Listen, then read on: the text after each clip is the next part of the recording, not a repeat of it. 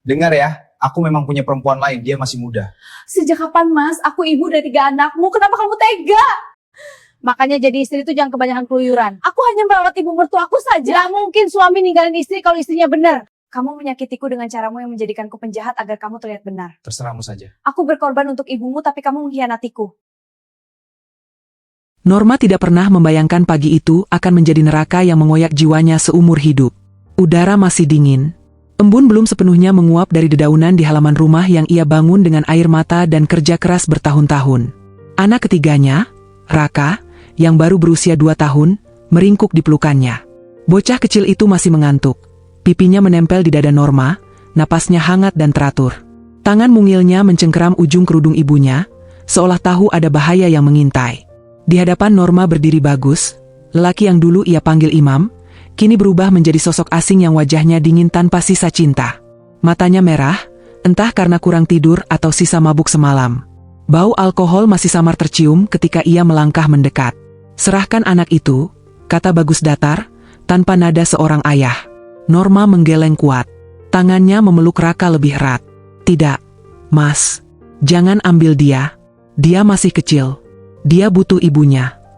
Raka mulai merengek, merasa tubuhnya terguncang oleh ketegangan 2 orang dewasa. Norma mencium kepala anaknya berulang kali, jantungnya berdentum kencang, firasat buruk menyesakkan dadanya. Bagus tidak menjawab. Ia langsung meraih lengan Raka. "Jangan!" teriak Norma histeris. Ia berusaha mundur, tapi Bagus lebih kuat. Satu tangan Norma mencengkeram tubuh anaknya, sementara tangan Bagus menarik dengan kasar. Raka menangis keras, jeritannya memecah pagi yang semula sunyi. "Mas, tolong, aku mohon," suara Norma pecah. Lututnya melemas, tapi ia menolak menyerah. "Kalau mau pergi, pergi saja. Jangan bawa anakku." "Anak kita," bentak Bagus. "Kau tidak pantas mengurusnya." Kalimat itu seperti tamparan. Norma tertegun sesaat, air mata mengalir deras tanpa bisa dibendung. Dalam sekejap kelengahan itu dimanfaatkan Bagus. Tarikannya semakin kuat. Tubuh kecil Raka terlepas dari pelukan Norma. "Buuk!" jerit Raka sambil meronta. Norma berteriak lebih keras. Ia jatuh tersungkur ke tanah, kerudungnya terlepas, lutut dan telapak tangannya perih tergesek kerikil. Tapi ia bangkit lagi, menyeret tubuhnya, meraih kaki Bagus. "Jangan bawa anakku. Aku mohon." Norma menangis meraung, suaranya parau, seperti binatang terluka. Bagus menendang tangannya hingga Norma terjatuh kembali. Tanpa rasa bersalah, ia menggendong Raka yang menangis kejar-kejaran napas. Anak itu menoleh ke belakang, tangannya terulur ke arah ibunya. "Ibu, ibu," tangis Raka terputus-putus. Jeritan itu menghancurkan Norma. Di sekeliling mereka, halaman rumah sudah dipenuhi orang. Kakak ipar, sepupu, tetangga, bahkan orang-orang yang sekadar lewat berhenti menonton. Namun tak satu pun melangkah maju. Beberapa berbisik, beberapa menggelengkan kepala, sebagian hanya menatap dengan wajah dingin. Tidak ada yang menolong, tidak ada yang membela. Bagus berjalan menuju motornya. Dengan satu tangan ia menahan Raka, tangan lainnya menyalakan mesin. Norma berlari tertatih-tatih, tubuhnya gemetar, napasnya tersengal. "Mas, demi Allah, jangan," suaranya nyaris tak terdengar. Bagus naik ke motor. Mesin meraung. Raka masih menangis. Wajahnya basah oleh air mata dan ingus. Mata bocah itu bertemu dengan mata ibunya untuk terakhir kalinya pagi itu. Motor melaju meninggalkan halaman rumah.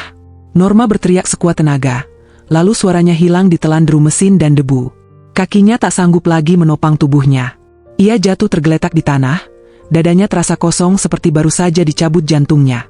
Tangannya mencakar tanah. Kukunya dipenuhi tanah dan darah. Matanya menatap kosong ke arah jalan yang kini sunyi, seolah berharap motor itu berbalik. Namun tidak. Bagus pergi, membawa anaknya, meninggalkan Norma sendirian, dengan luka, hinaan, dan kehancuran yang baru saja dimulai.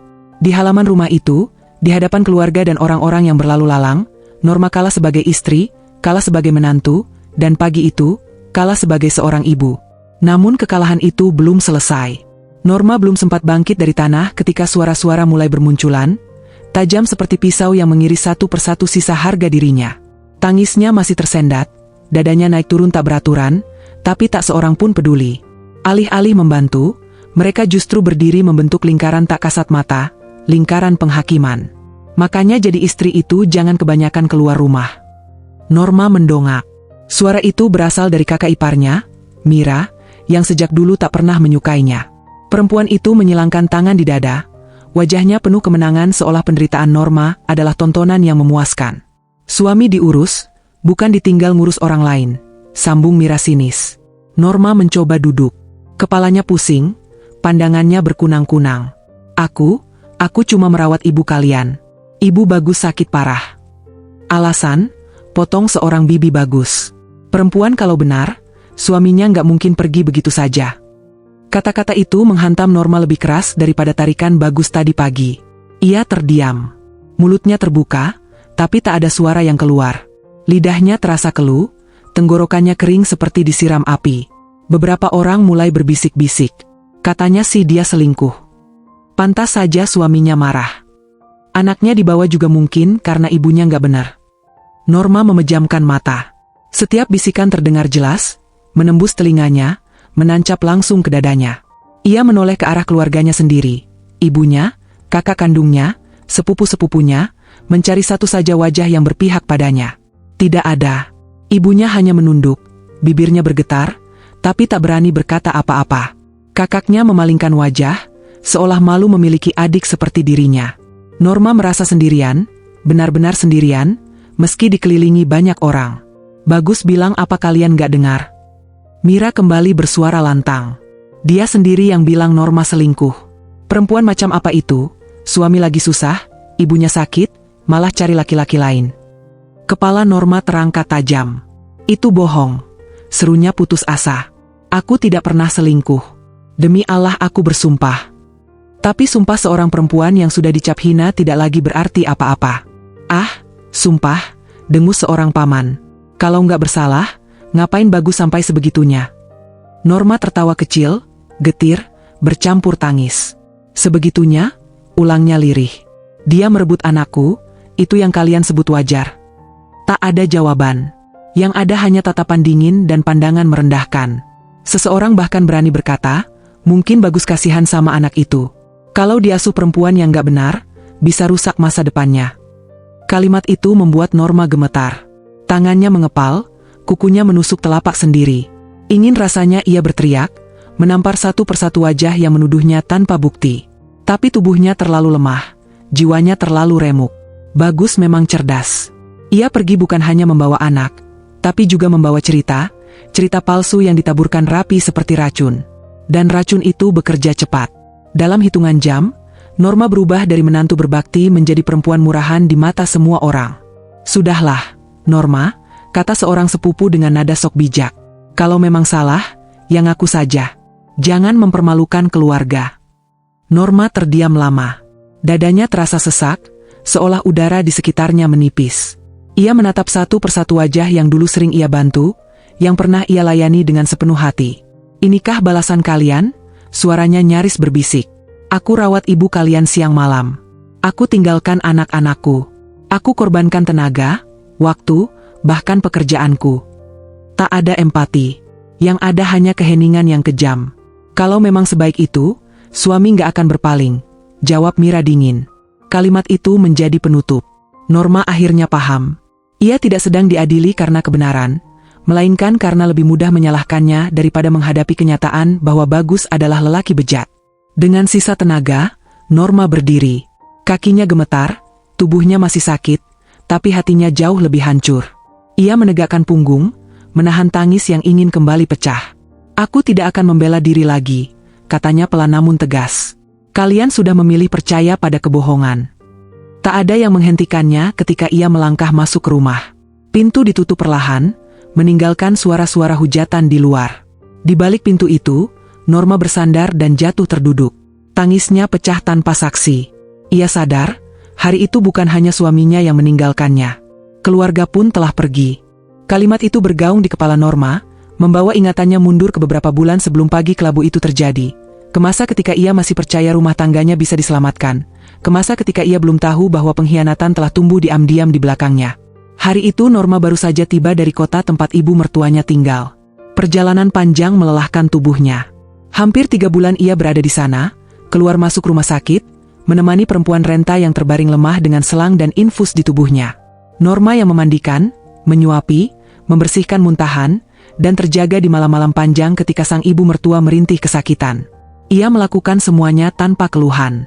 Bukan karena terpaksa, tapi karena ia percaya, merawat orang tua suami adalah bagian dari baktinya sebagai istri. Ketika mobil yang ditumpanginya berhenti di depan rumah, hati Norma berdebar. Ia merapikan kerudungnya, mengusap wajah lelahnya, lalu turun dengan senyum kecil. Dalam benaknya, ia membayangkan Bagus menyambutnya, mungkin dengan pelukan, mungkin dengan raut rindu. Sudah lama mereka tak bertemu. Ia merindukan suaminya, merindukan obrolan malam, sentuhan sederhana, dan kehangatan yang dulu selalu ada. Pintu rumah terbuka. Bagus berdiri di sana, bersandar di kusen pintu. Tidak ada senyum. Tidak ada sorot mata hangat. Wajahnya datar, nyaris dingin. "Kamu sudah pulang?" katanya singkat. Norma tertegun sesaat. "Iya, Mas.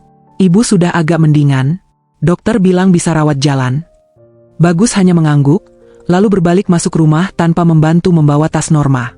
Hati Norma mencelos, tapi ia berusaha menepis perasaan buruk itu. Mungkin dia capek, pikirnya. Mungkin sedang banyak pikiran. Malam itu, setelah anak-anak tidur, Norma mencoba mendekat. Ia duduk di tepi ranjang, menatap Bagus yang sibuk memainkan ponselnya. "Mas," panggilnya lembut. "Aku kangen." Bagus tidak menoleh. "Aku capek." Norma tersenyum kecil. "Aku juga capek, tapi aku senang bisa pulang. Kita sudah lama enggak." "Aku enggak tertarik lagi," potong Bagus tiba-tiba. Kalimat itu jatuh begitu saja, tanpa emosi, tanpa beban. Norma membeku. "Maksud Mas?" tanyanya pelan, seolah takut mendengar jawabannya. Bagus meletakkan ponselnya, menatap Norma dengan sorot mata asing. "Aku sudah nggak ada rasa. Kamu berubah. Aku nggak nyaman lagi satu ranjang sama kamu." Norma merasa seperti disiram air es. Dadanya sesak. "Berubah bagaimana? Aku cuma capek, Mas. Aku ngurus ibu kamu." "Itu bukan urusanku," jawab Bagus dingin. "Kamu kelihatan tua, kusam. Aku nggak tertarik." Air mata Norma menggenang. Ia menahan tangis sekuat tenaga. "Aku istrimu, Mas. Aku ibu dari anak-anakmu." "Justru itu," sahut Bagus. "Kita pisah ranjang saja." Malam itu menjadi malam pertama Norma tidur sendirian di kamar tamu. Di atas kasur tipis, ia memeluk bantal, menatap langit-langit sambil terisak tanpa suara. Setiap detik terasa menyakitkan. Ia tidak mengerti di mana letak kesalahannya. Hari-hari berikutnya berubah sunyi dan canggung. Bagus semakin sering pulang larut malam. Ia berdandan rapi, wangi parfum yang asing. Jika Norma bertanya, jawabannya selalu singkat atau bentakan. "Kamu gak usah ikut campur urusanku. Capek aku ditanya-tanya terus." Norma mencoba bersabar. Ia mengingat wajah ibu mertuanya yang lemah di ranjang rumah sakit. Ia mengingat bagaimana Bagus dulu memohon padanya agar mau merawat ibunya. Semua pengorbanan itu kini terasa sia-sia. Suatu malam, Norma memberanikan diri bicara. "Mas, kalau ada yang salah, kita bicarakan baik-baik. Aku istrimu." Bagus tertawa kecil, sinis. "Istri?" ulangnya. "Kamu pikir aku bodoh? Kamu sering keluar rumah waktu aku nggak ada. Jangan-jangan kamu sudah punya laki-laki lain." Norma terlonjak. "Apa? Mas nuduh aku selingkuh?" "Iya. Siapa tahu," jawab Bagus enteng, seolah tuduhan itu hal sepele. Saat itu, hati Norma seperti diremukan. Tapi ia menegakkan kepala. "Kalau aku selingkuh, buktikan. Datangkan laki-laki yang Mas tuduh. Aku siap bersumpah." Bagus terdiam. Matanya menghindar. Norma tidak tahu, di balik sikap dingin dan tuduhan itu, Bagus sedang menyiapkan satu hal, jalan keluar paling kejam dari pernikahan mereka. Dan sejak malam pisah ranjang itu, perpisahan sesungguhnya sebenarnya sudah dimulai. Tanpa Norma sadari, Bagus berubah menjadi lelaki yang tak lagi bisa dikenali Norma. Dingin, asing, dan penuh jarak. Rumah yang dulu terasa hangat kini seperti ruang tunggu tanpa suara, penuh ketegangan yang menggantung di udara. Setiap langkah Bagus terdengar berat, setiap tatapannya kosong, seolah Norma hanyalah bayangan yang kebetulan tinggal serumah dengannya. Hampir setiap malam Bagus pergi. Ia mandi lebih lama dari biasanya, memilih kemeja terbaiknya, menyemprotkan parfum yang aromanya menusuk hidung, bukan wangi yang biasa ia pakai untuk Norma. Rambutnya disisir rapi, jam tangannya berkilau, seolah hendak menemui seseorang yang penting. "Mas mau kemana?" tanya Norma suatu malam, berusaha terdengar biasa saja. "Keluar," jawab Bagus singkat sambil mengenakan sepatu. "Keluar sama siapa? Sudah malam." "Berisik," bentak Bagus. "Kamu gak punya kerjaan lain selain nanya?" Norma terdiam. Kata-kata itu menghentikan napasnya. Ia mundur perlahan, memberi jalan, menelan pertanyaan yang menumpuk di tenggorokannya. Pintu dibanting keras, meninggalkan gema yang memekakan telinga dan dada Norma yang bergetar. Ia menunggu, hingga larut, hingga tengah malam, hingga dini hari.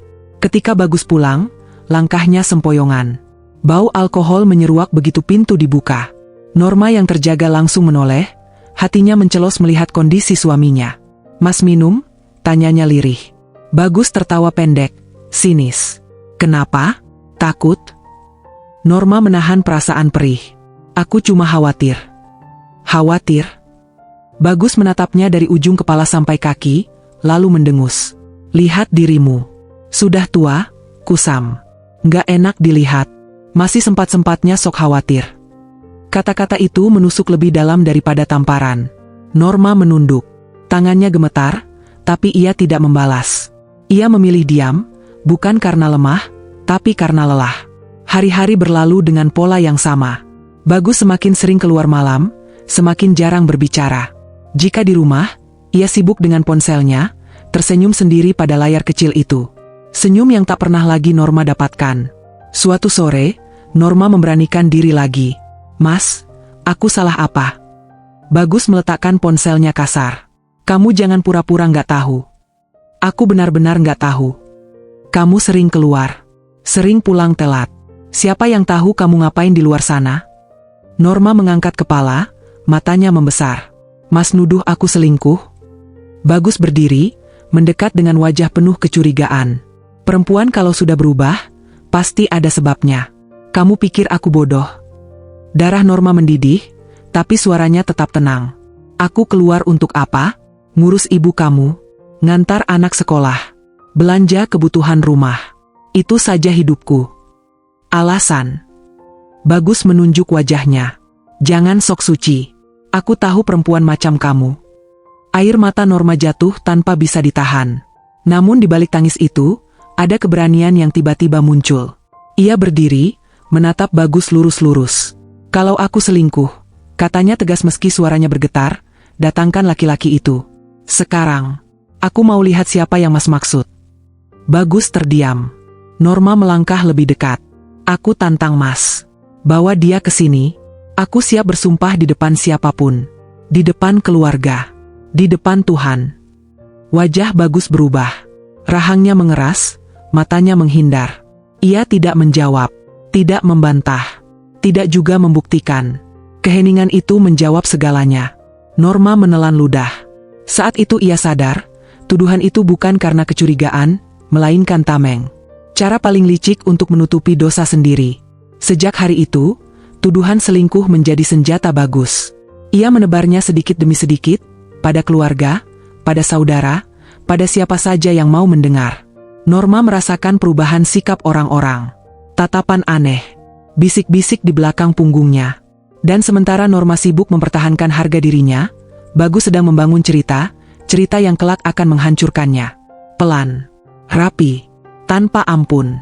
Begitulah cara Bagus menghancurkan rumah tangga mereka, dan Norma baru menyadarinya ketika semuanya sudah terlanjur retak. Tuduhan demi tuduhan yang dilemparkan Bagus membuat posisi Norma terpojok. Rumah yang dulu menjadi tempat berlindung berubah menjadi ruang interogasi tanpa hakim yang adil. Setiap gerak-geriknya dicurigai, setiap kata pembelaannya dianggap kebohongan. Namun ada satu hal yang tidak bisa Bagus sembunyikan selamanya, kegelisahan. Norma mulai merasakan kejanggalan-kejanggalan kecil. Ponsel Bagus tak pernah lepas dari genggamannya. Ia menguncinya dengan sandi baru. Jika Norma mendekat, Bagus langsung memalingkan layar. Pesan masuk sering muncul tengah malam, diikuti senyum singkat yang buru-buru disembunyikan. Suatu malam, Bagus pulang lebih larut dari biasanya. Norma duduk di ruang tamu, menunggunya dengan dada penuh curiga. Ketika pintu terbuka, bau parfum perempuan bercampur alkohol menyergap hidungnya. Bukan parfum murahan. Wangi itu lembut, menyengat, dan asing. "Mas dari mana?" tanya Norma pelan, suaranya dingin. Bagus berhenti melangkah. Ia menatap Norma lama, seolah sedang menimbang sesuatu. Tidak ada lagi bentakan. Tidak ada kemarahan. Justru ada kelelahan orang yang sudah terlalu lama berbohong. "Kamu masih mau pura-pura nggak tahu?" katanya akhirnya. Norma berdiri. Aku yang seharusnya bertanya begitu. Keheningan menekan di antara mereka. Detik terasa berjalan lambat. Lalu Bagus tertawa kecil, pahit, seolah tak ada lagi yang perlu disembunyikan. "Sudahlah," katanya. "Aku capek." Kalimat itu membuat jantung Norma mencelos. Capek apa?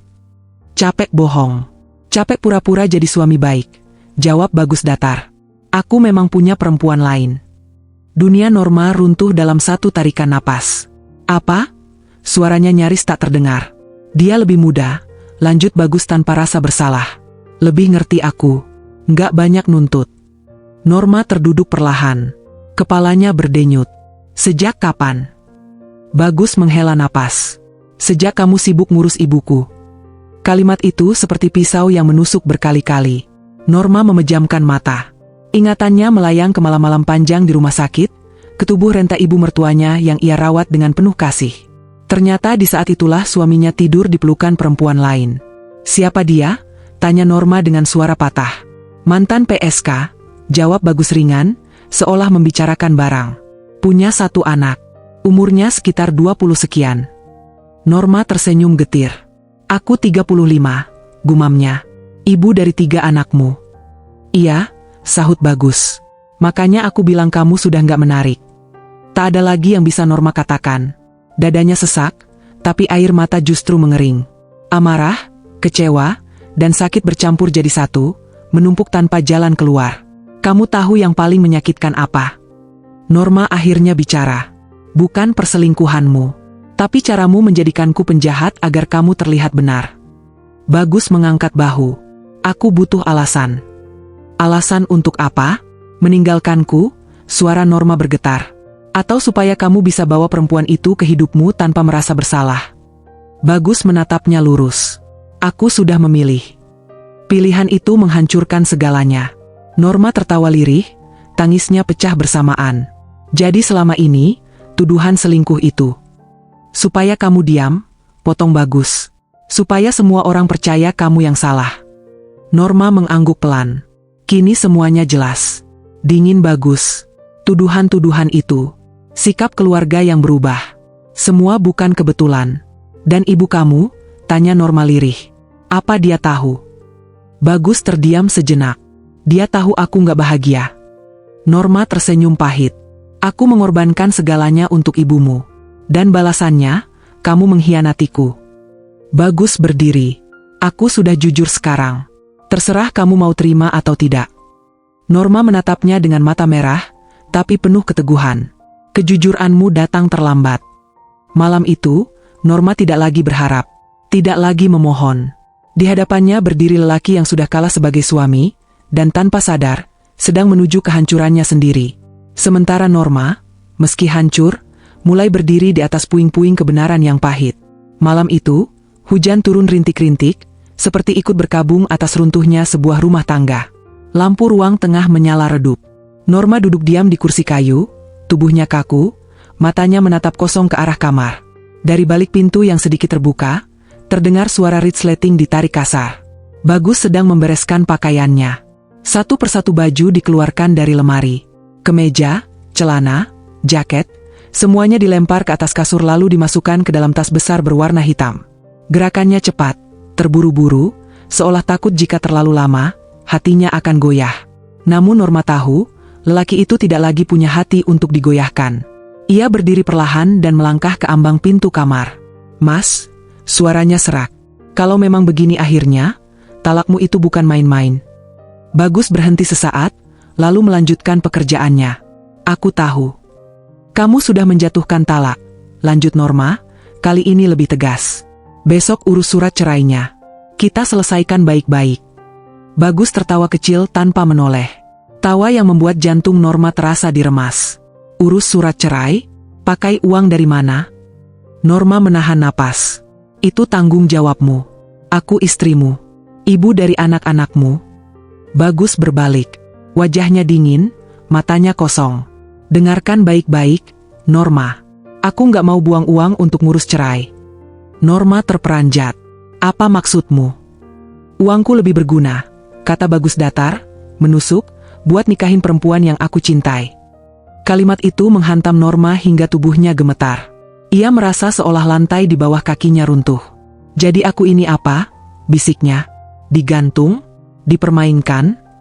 Itu urusanmu, jawab Bagus enteng. Kita sudah selesai. Norma tertawa lirih, air matanya jatuh tanpa suara. Kamu talak aku, tapi kamu gak mau bertanggung jawab. Bagus mengangkat tasnya. Aku sudah bilang aku gak mau ribet. Bagus. Norma berteriak untuk pertama kalinya malam itu. Kamu kira pernikahan ini mainan? Bagus menatapnya sebentar. Tidak ada penyesalan. Jangan drama. Kata itu mematahkan sesuatu di dalam dada Norma. Ia teringat malam-malam panjang ketika ia sendirian di rumah sakit, mengompres dahi ibu mertuanya, menahan kantuk dan lelah. Ia teringat bagaimana Bagus dulu menggenggam tangannya dan berkata, aku titip ibuku sama kamu. Kini lelaki yang sama menyebut penderitaannya drama. Kamu jahat, kata Norma lirih. Bukan cuma sebagai suami, tapi sebagai manusia. Bagus tidak menjawab. Ia melangkah keluar kamar, melewati Norma begitu saja. Pintu depan dibuka keras. Angin malam masuk bersama suara hujan. Sebelum pergi, Bagus berhenti sejenak. Oh ya, katanya tanpa menoleh. Anak-anak tetap di sini dulu. Tapi jangan harap aku nggak ambil yang paling kecil. Norma terdiam. Dadanya sesak. Jangan bawa anakku. Bagus menoleh, senyum tipis tersungging di bibirnya. Kita lihat nanti. Pintu ditutup keras. Norma berdiri sendirian di rumah yang tiba-tiba terasa asing. Ia melangkah tertatih ke ruang tengah, lalu duduk di lantai. Tangisnya pecah tanpa bisa dibendung. Ia memukul dadanya sendiri, seolah ingin meredakan sesak yang menghimpit jantungnya. Talak itu bukan hanya memutus ikatan pernikahan. Ia memutus rasa aman, memutus kepercayaan, dan meninggalkan Norma menggantung di antara status istri yang ditolak dan perempuan yang ditinggalkan. Di luar, hujan semakin deras. Di dalam, Norma memeluk dirinya sendiri. Ia belum tahu, penderitaannya belum mencapai puncak. Malam itu hanyalah awal dari kehilangan yang lebih kejam. Pagi buta itu udara terasa lembab dan dingin. Langit masih gelap, azan subuh bahkan belum berkumandang. Norma terbangun dengan jantung berdebar tak karuan, seolah ada sesuatu yang salah. Nalurinya sebagai ibu membuatnya langsung bangkit dan menoleh ke arah kasur kecil di samping tempat tidurnya. Raka masih tidur. Anak bungsunya itu meringkuk polos. Napasnya teratur, pipinya memerah. Norma menghela napas lega. Ia mengusap rambut anak itu pelan, lalu bersiap ke dapur untuk menyiapkan air hangat. Namun ketenangan itu hanya bertahan beberapa menit. Pintu depan terbuka keras. Norma terperanjat. Langkah kaki berat terdengar masuk rumah. Ia mengenali langkah itu, langkah yang sejak beberapa hari terakhir selalu membawa ketakutan. Bagus, Mas. Norma bergegas keluar kamar. Bagus berdiri di ruang tengah dengan wajah dingin, jaket sudah dikenakan, tas selempang menggantung di bahunya. Matanya langsung tertuju ke kamar tempat Raka tidur. Kamu mau apa? Tanya Norma panik. Bagus melangkah cepat. Ambil anakku. Norma refleks berlari lebih dulu. Ia menggendong Raka yang terbangun dan langsung menangis karena kaget. Jangan. Norma memeluk anaknya erat. Mas jangan bawa dia. Bagus menarik lengan Raka tanpa ragu. Lepaskan. Dia masih 2 tahun. Norma berteriak histeris. Aku ibunya. Justru karena itu aku gak mau dia diasuh perempuan gak benar. Bentak Bagus. Raka menangis keras, tubuhnya ditarik kedua arah. Norma menahan sekuat tenaga, kakinya gemetar, lengannya terasa seperti mau copot. Mas, demi Allah, jangan kejam. Norma terisak. Kalau mau pergi, pergi sendiri. Jangan ambil anakku. Keributan itu terdengar hingga keluar rumah. Pintu-pintu tetangga terbuka. Keluarga besar Bagus yang tinggal tak jauh mulai berdatangan. Kakak ipar, paman, bibi, semua muncul, tapi tak satu pun melerai. Mereka hanya menonton. Sudah, Bagus ambil saja anak itu, kata kakak iparnya datar, daripada diasuh perempuan selingkuh. Kalimat itu seperti bensin yang disiramkan ke api. Norma menoleh dengan mata merah membara. Aku tidak selingkuh. Kalian tahu itu bohong. Cukup, bentak seorang paman. Jangan ribut pagi-pagi. Kamu bikin malu keluarga. Norma menatap wajah-wajah itu satu persatu. Tidak ada empati.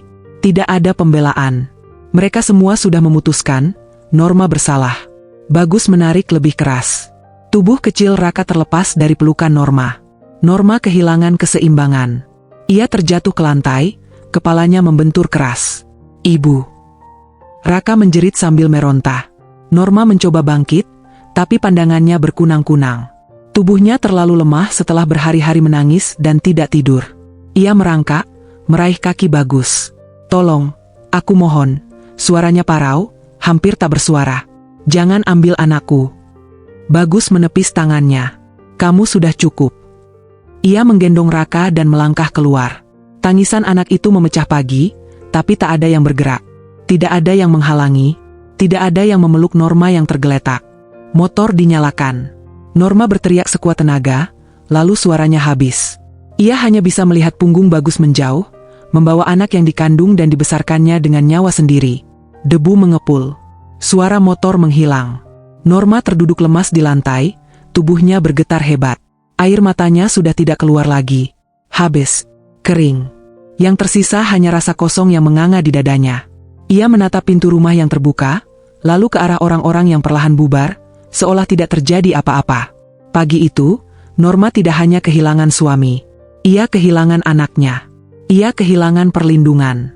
Dan ia kehilangan kepercayaan pada siapapun.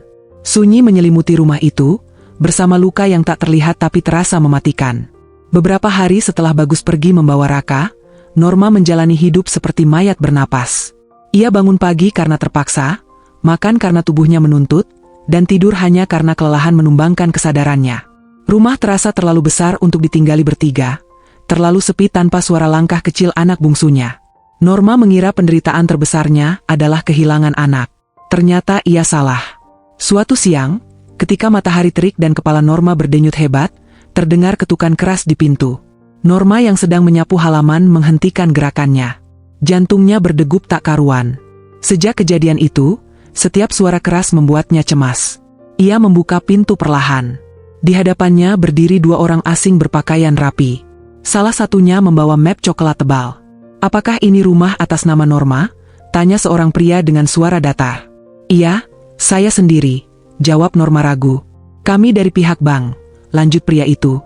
Kami ingin mengonfirmasi terkait agunan rumah ini. Sapu di tangan Norma jatuh ke lantai. Agunan? Ulangnya lirih. Maksudnya apa, Pak? Pria itu membuka map dan menunjukkan beberapa lembar dokumen. Rumah ini digadaikan oleh suami ibu, atas nama Bagus, beberapa bulan lalu. Pinjaman sudah jatuh tempo dan belum ada pembayaran. Dunia Norma berhenti berputar. Apa? Suaranya gemetar. Tidak mungkin. Rumah ini rumah saya, dibangun dari uang saya. Saya tidak pernah. Dokumen ini lengkap, potong pria itu tenang. Ada tanda tangan suami ibu dan saksi. Norma meraih map itu dengan tangan gemetar. Matanya menyapu lembar demi lembar, hingga akhirnya berhenti pada satu halaman. Tanda tangan Bagus. Dan di bawahnya, tanda tangannya sendiri. Norma terhuyung ke belakang. Ini palsu, bisiknya. Aku tidak pernah tanda tangan ini. Kemungkinan ditandatangani saat ibu tidak sadar atau dibubuhi tanpa penjelasan, jawab pria itu, tanpa ekspresi. Yang jelas, secara hukum rumah ini menjadi jaminan. Norma terduduk di kursi dekat pintu. Napasnya memburu. Dadanya terasa seperti diremas kuat-kuat. Air matanya jatuh membasahi dokumen itu. Berapa pinjamannya? Tanyanya lirih. Puluhan juta, jawab pria itu singkat. Puluhan juta. Norma tertawa kecil, histeris. Jadi, dia bukan cuma ambil anakku, katanya sambil terisak. Dia juga ambil rumahku. Tak ada jawaban. Petugas bank hanya menjalankan tugas. Setelah mereka pergi, Norma duduk lama di ruang tamu. Matanya menatap kosong ke dinding yang dulu ia ket sendiri, sambil menggendong Raka.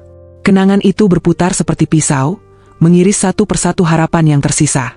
Bagus telah pergi membawa anaknya. Kini ia juga pergi meninggalkan hutang. Norma menekan wajahnya dengan kedua tangan. Tangisnya pecah, lebih keras dari sebelumnya. Bukan tangis yang meraung, melainkan tangis putus asa, tangis seseorang yang dijatuhkan berkali-kali tanpa sempat bangkit. "Kenapa kamu sejahat ini, Bagus?" bisiknya. Ia teringat bagaimana Bagus pernah memintanya menandatangani beberapa berkas dengan alasan administrasi biasa. Saat itu Norma tidak curiga. Ia percaya penuh pada suaminya. Kepercayaan itu kini menjadi senjata yang membunuhnya. Malamnya, Norma memeluk kedua anaknya yang tersisa. Anak kedua dan sulungnya sudah cukup besar untuk mengerti bahwa ibunya sedang hancur. Mereka tidak bertanya. Mereka hanya memeluk. "Ibu, kita kenapa?" tanya anak sulungnya pelan. Norma mengusap rambut anak itu. "Ibu masih ada," jawabnya dengan suara bergetar. "Selama ibu masih hidup, kalian tidak sendirian." Namun di dalam hatinya, Norma tahu, hidupnya kini benar-benar seperti di neraka. Suami pergi, anak dirampas, rumah terancam hilang, dan hutang menjerat lehernya perlahan. Bagus telah menghancurkan segalanya.